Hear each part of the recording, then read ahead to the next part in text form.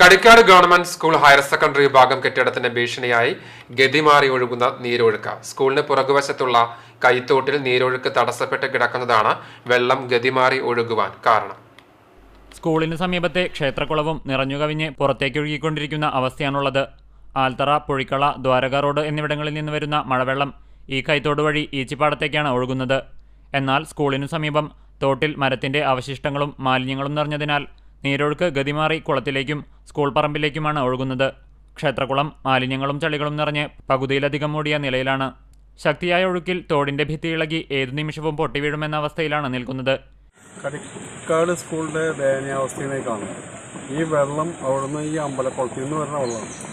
ഈ വെള്ളം അത് മാറിപ്പോവാൻ വേണ്ടിയിട്ട് വേറെ എന്തെങ്കിലും മാർഗങ്ങൾ ചെയ്യണം. ഈ സ്കൂളിന്റെ ഈ തറയുടെ ഭാഗത്തു കൂടിയാണ് വെള്ളം ഒഴുകി പോകുന്നത്. ഇത് ഒഴുകി പോകുമ്പോൾ അവിടെയുള്ള ആ ഭാഗം കംപ്ലീറ്റ് അത് ഇടിഞ്ഞു വീഴാനുള്ള എല്ലാ സാധ്യതയുണ്ട്. കംപ്ലീറ്റ് വേസ്റ്റ് അവിടെ ആ ഭാഗത്ത് മരക്കൊമ്പോളൊക്കെ വെട്ടിയിട്ടിട്ട് ആ തോട്ടിൽ കിടക്കുകയാണ്. അത് ഇതുവരെ അവിടെ നിന്ന് മാറ്റിയിട്ടില്ല. അതുകൊണ്ടാണ് ഈ വെള്ളം ഒഴുക്ക് കുറച്ച് കുറഞ്ഞു പോയത്. അപ്പോൾ ഇത് അവിടെ ക്ലിയർ ആക്കുകയാണെങ്കിൽ ഈ പ്രശ്നമില്ല.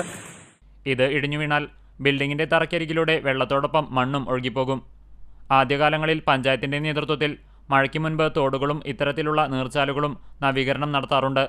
എന്നാൽ ഈ വർഷം പേരിനു പോലും ഒരു നവീകരണവും ഇവിടെ നടത്തിയിട്ടില്ല എന്നാണ് നാട്ടുകാർ പറയുന്നത്. എത്രയും പെട്ടെന്ന് അധികൃതർ ഇടപെട്ട് തോട്ടിലെ തടസ്സം നീക്കം ചെയ്ത് നീരൊഴുക്ക് സുഗമമാക്കണം എന്നാണ് നാട്ടുകാരുടെ ആവശ്യം. CCTV news, Punnayurkulam.